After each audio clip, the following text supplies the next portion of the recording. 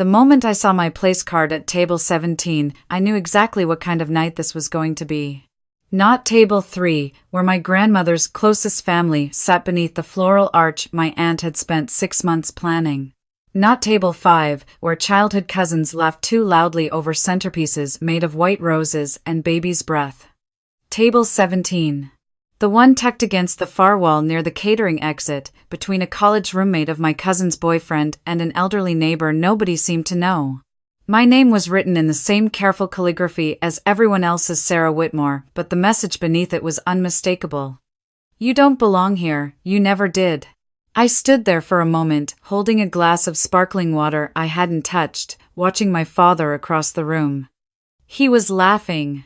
A deep, comfortable laugh, the kind that filled whatever space he occupied and made everyone around him lean in a little closer. His arm was draped around my stepmother Diane's shoulders. And beside them stood my stepbrother Derek, the groom, beaming in his rented tuxedo, while everyone congratulated him on the woman he'd somehow convinced to say yes. My father caught my eye from across the room. There was no warmth in it. Just a quick, assessing glance, the kind you give a piece of furniture you're not sure fits the room.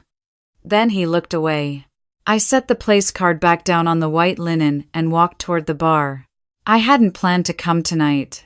3 weeks ago, when the embossed ivory envelope had arrived at my apartment in Portland, I'd held it over the recycling bin for a full 30 seconds before I put it on the kitchen counter instead.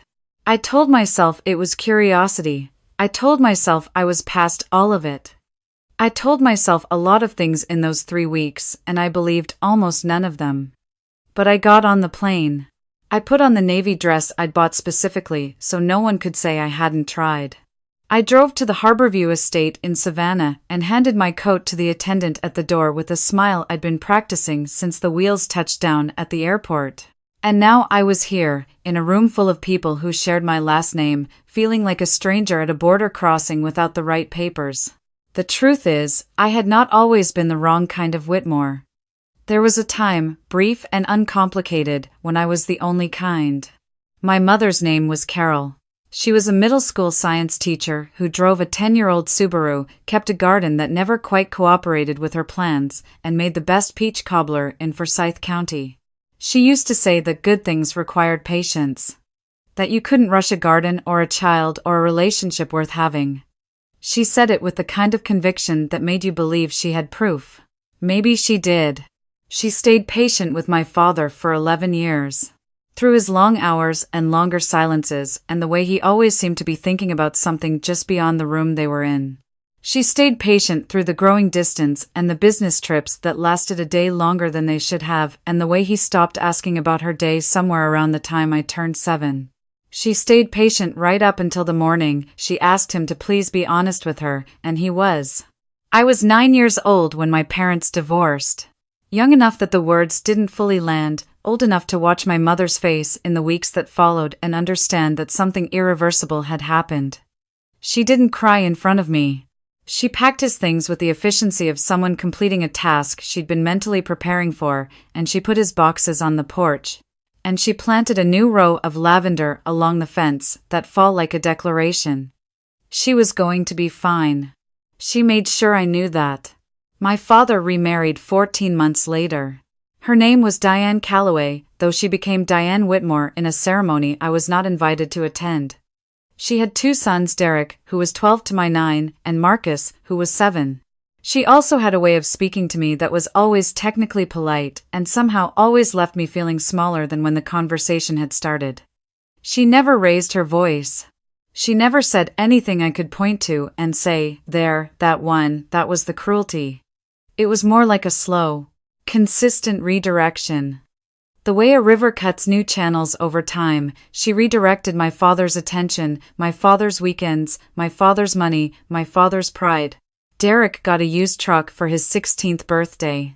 I got a card with $40 in it and a reminder that I was a teenager now and should start learning the value of things. Marcus got enrolled in a private baseball league that cost more per season than my entire school supply budget. I got told I was lucky because my mother's school gave teachers' kids a small tuition discount, so really, everything worked out. I spent every other weekend at my father's house from the time I was 9 until I was 15, when I told my mother I didn't want to go anymore. She didn't push me.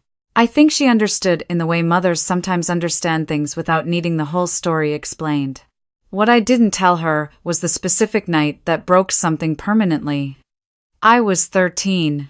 It was a Friday in November, and I had just gotten back a history paper with a grade that I was genuinely proud of, an A- on a paper I'd rewritten 3 times.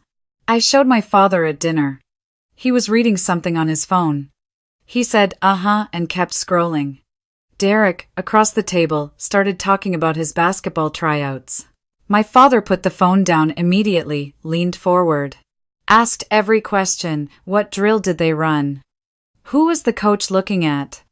How did Derek's jump shot feel? I folded my history paper in half and put it in my bag. I don't think my father ever registered that I'd left the table. By the time I was 17, I had developed a very particular skill. I knew how to need nothing from him. It was not the same as not caring. It was more like constructing a wall so well built that even I sometimes forgot what I'd put behind it.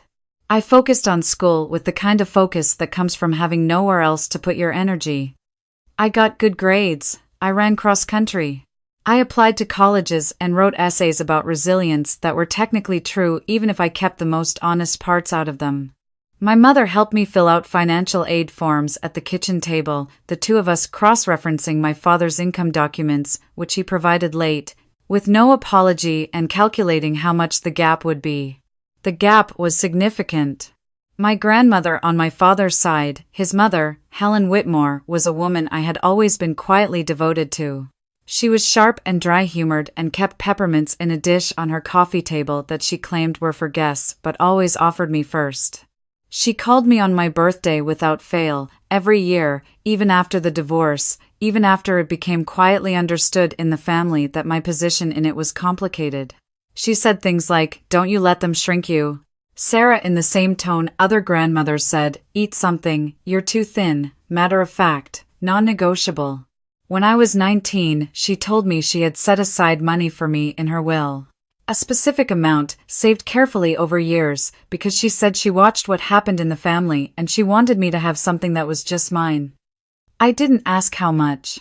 I told her it wasn't necessary, and she told me to stop being polite about it because it was already done, and she hadn't asked for my opinion. That was the most my grandmother and I ever said about it directly. But I thought about it sometimes, not greedily, but the way you think about a safety net you hope you'll never need. Just knowing it existed made the ground feel slightly less uncertain.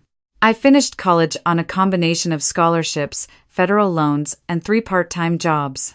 I graduated with a degree in communications and a minor in graphic design and approximately $4,000 in credit card debt that I paid off in 18 months by living in an apartment with 2 roommates and eating a lot of rice and eggs. I moved to Portland at 23 because a small marketing agency there took a chance on me, and I took a chance on them, and it turned out to be the right kind of mutual risk. I worked hard in ways that didn't require an audience. I got promoted twice in 3 years. I started freelancing on the side and built a client list slowly and carefully until the freelance income matched the salary, and then I made the terrifying and correct decision to go out on my own entirely. My father knew almost none of this. Not because I hid it exactly, but because he never asked. He called on Christmas and my birthday, conversations that lasted between 4 and 8 minutes and followed a predictable script. "How are you? How's work? That's great. We're all doing well here. Derek's been Derek got Derek's really well, it was great catching up, we'll talk soon." I said the right things. I stayed pleasant. I understood that this was the shape of the relationship and had made a quiet peace with it. What I had not made peace with, and would not know I needed to until much later, was the afternoon 3 months before Derek's wedding when my father's sister, my Aunt Patricia, called me out of nowhere. She sounded careful. The way people sound when they have been rehearsing what to say and are now departing from the script. She told me my grandmother had passed away 8 months earlier, which I knew. I had been at the funeral. I had held my grandmother's cool hand in a hospital room in January and told her I loved her, and she had said, "I know, sweetheart. Now stop looking so worried," and that the estate had been settled. I told my aunt I knew that too. There had been a brief call from my father's lawyer informing me that the estate was processed and my portion would be transferred. And then nothing had happened for 8 months. My aunt said, very carefully, that she thought I should know that the will had been modified. 6 weeks before my grandmother died. The portion she had reserved for me had been redirected, at my father's request and with his guidance, into a joint account that was being used to fund Derek's wedding and Diane's kitchen renovation. I sat down on my kitchen floor. Not for dramatic effect. My legs simply declined to continue holding me up. My aunt kept talking. She said she didn't agree with it.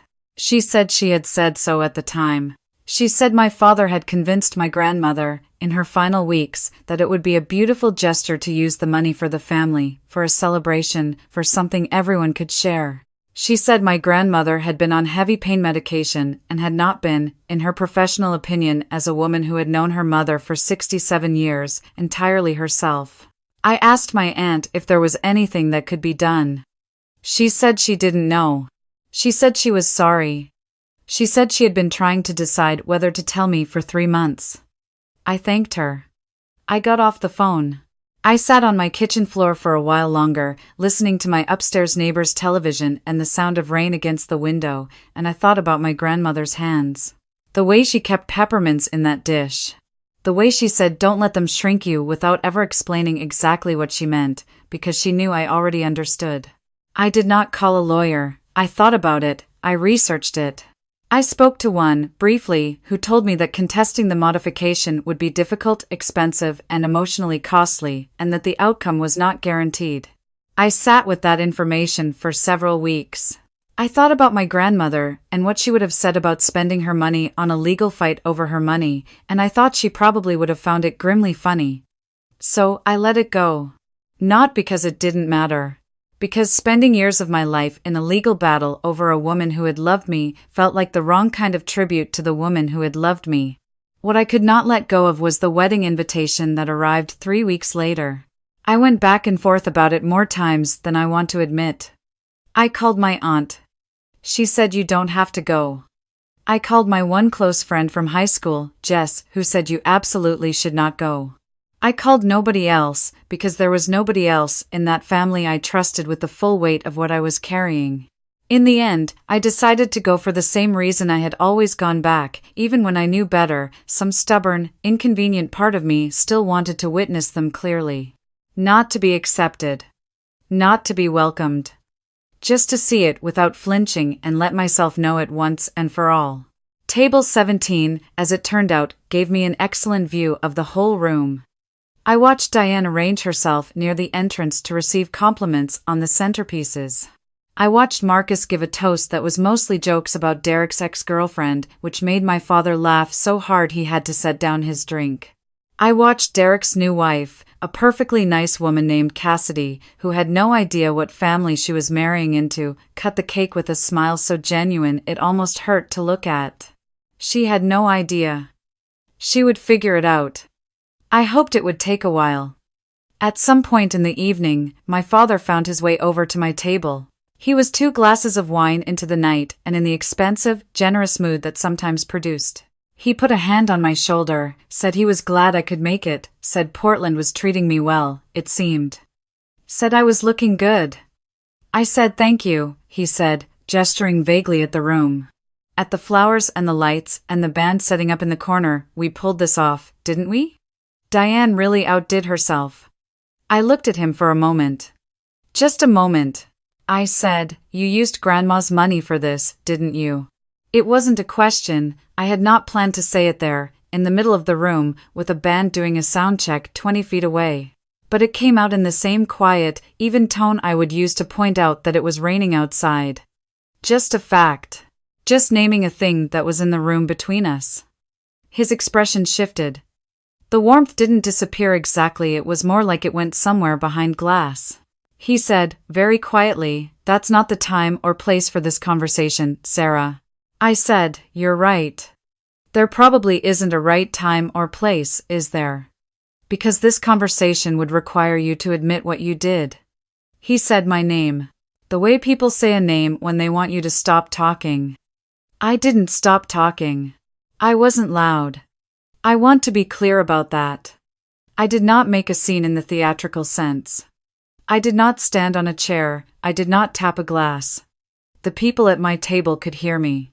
A few people at nearby tables turned to look, the way you turn when you register a change in the air pressure of a room. My father stood very still. I told him I had spoken to Aunt Patricia. I told him I knew about the modification, the timing of it, the account where the money had gone. I told him I knew my grandmother had been in the last weeks of her life, that she had been on pain medication, that she had not been the woman I knew when that document was changed. I told him I had decided not to fight it legally because I didn't think it would honor her memory. I told him I had come to his son's wedding and sat at table 17 by the catering exit and said nothing, and that I had done that because I was still, somehow, trying to be the person who kept the peace. Then I said, but I am done keeping this peace. I told him that the money was never the point. That what he had done was take the one tangible thing his mother had wanted me to have had specifically, deliberately, lovingly set aside for me, and he had used it to renovate a kitchen and throw a party. And the reason he had done it was the same reason he had always done everything, because I was easy to overlook, because I had never demanded space. Because I was the one who didn't cause problems, didn't need things loudly, didn't make him feel guilty by simply being present in his life.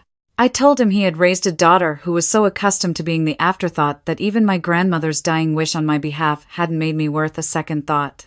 My father's face had gone through several things by then. The initial controlled stillness. Something that looked briefly like anger. Then, underneath the anger, something I had almost never seen on him before, he looked like a man who was standing on solid ground and had suddenly noticed it wasn't solid at all. I picked up my evening bag. I told him I hoped Derek and Cassidy had a beautiful life together. I meant it.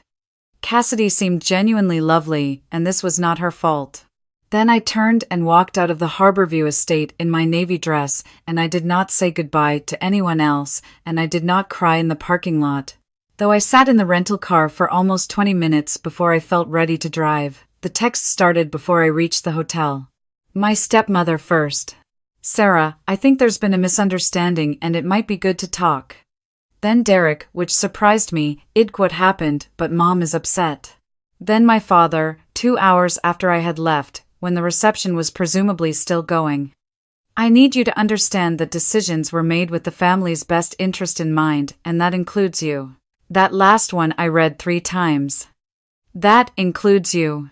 I put the phone face down on the nightstand and looked at the ceiling of the hotel room and let the silence do what silence does when you finally stop filling it with things that don't belong there. In the morning, I called my aunt. I told her what had happened. She said, quietly, good. Just that one word. Good. She said my grandmother would have approved of the way I had said it, standing up, not screaming, looking him in the eye. I said I wasn't sure it changed anything. She said change wasn't always the point, sometimes the point was just telling the truth in a room where the truth had been very carefully kept out. I flew home to Portland on a Sunday afternoon. My apartment was the same as I'd left it, the client files stacked on the desk, the half-finished mug of coffee I'd forgotten in my rush to leave for the airport, the plant on the windowsill that had managed not to die in my absence. It was not a large apartment. It was not a spectacular apartment. But I had paid every month's rent with money I had earned in ways that required no one's permission and no one's approval and no one's willingness to include me in a conversation about my own future. I sat at my desk and opened my laptop and got back to work. My father called once more, about 2 weeks later. His voice had shed the defensive stiffness it had carried in his text messages. He sounded tired. He said he'd been thinking about what I said. He said he understood that I was upset. He said the situation with the will had been more complicated than I might realize, that my grandmother had wanted the family to be cared for, that the boundaries between what was intended for whom had been, and this was the word he used, fluid. I let him finish. Then I asked him one question. I asked him whether, at any point in those last 6 weeks of his mother's life, when he was guiding her toward a different decision, he had thought about calling me. Whether he had thought to say, Sarah, there's going to be a change, I want to explain it to you, I want you to understand. One phone call. That was all I was asking about. One phone call in 6 weeks. There was a long pause. He said he should have done that. I told him that yes, he should have. And that I had spent most of my life waiting for the version of him that would have done something differently. I told him I did not think that version was coming. I told him I wished him well, and I meant it the way you can genuinely mean something and also know that it is a goodbye. He said, "Sarah, I don't want to lose you." I sat with that sentence. I really did. I turned it over and looked at all the sides of it. And I thought about every birthday I had spent without a call. Every dinner table where his attention had flowed reliably in every direction but mine. Every conversation that redirected itself naturally, inevitably, toward the sons who made more noise. I thought about my grandmother's hands. I thought about a dish of peppermints on a coffee table. I said, "Dad, you can't lose something you never held on to." I didn't say it with cruelty. I said it with the particular quietness that comes after you've already grieved something so thoroughly that what's left isn't anger anymore. It's just the truth, worn smooth. He didn't respond. I said goodbye, and I ended the call, and I sat for a minute in the late afternoon light coming through my window, listening to the city outside going about its business, and I noticed the way you notice something you've been waiting to feel, that I was okay. Not happy, not triumphant, not the way the movies make you think you'll feel when you finally say the thing you've needed to say. Just okay. Quiet and clear and okay. I have not spoken to my father since that call. I don't know if I will again. There are relatives who have expressed opinions about this, who have said things like, "But he's your father," as if the word comes loaded with an obligation that overrides everything else. I understand why people believe that. I also understand that you can love an idea of someone, the father you needed, the family you deserved, and still choose not to keep returning to the place that shows you, over and over, that those things were never quite real. My grandmother left me something that turned out to be worth more than money. She left me the knowledge that she had seen me. That at least one person in that house had looked at me and understood what I was up against and chosen, deliberately, to make sure I knew I was worth fighting for. They took the money. They could not take what it meant that she had set it aside. I think about her peppermints sometimes. The way she'd offer them to me first before anyone else had even taken a seat. Such a small thing. The kind of thing you only understand the weight of when you've spent years in rooms where nobody saved you anything at all. I am 31 years old. I run a business that I built from a single client and a laptop in a small apartment. I have a life that is entirely mine, not inherited, not funded, not contingent on anyone's approval or anyone's revised opinion of my worth. I am not waiting for my father to see me correctly. I am not holding space for a reconciliation that would require me to accept a version of events that was never true. And if any of you listening to this are sitting at a table 17 somewhere in your life, the one against the wall, the one near the exit, the one where they put you when they want you present, without being seen, I want you to hear this clearly. You are allowed to leave that table. You are allowed to say the true thing, in the right moment, in the quiet, steady voice that does not need anyone's permission to speak. You are allowed to walk out of the room and get in the car and sit in the dark for a few minutes and then drive home to the life you built for yourself. And you are allowed to choose, with full clarity and no guilt and no explanation owed to anyone, never to sit at that table again.